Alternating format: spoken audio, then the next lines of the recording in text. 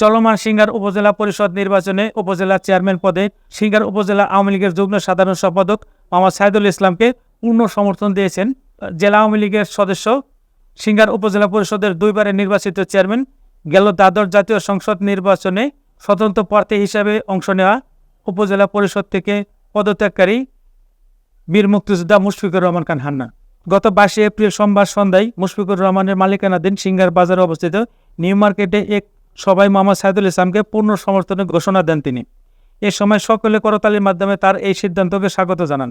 এ সময় আরও উপস্থিত ছিলেন উপজেলা আওয়ামী লীগের সহসভাপতি ও সাবেক মেয়র মীর মোহাম্মদ শাহজাহান, উপজেলা আওয়ামী লীগের তথ্য গবেষণা বিষয়ক সম্পাদক এবং উপজেলা পরিষদের ভাইস চেয়ারম্যান মোহাম্মদ রবিউল আলম উজ্জ্বল,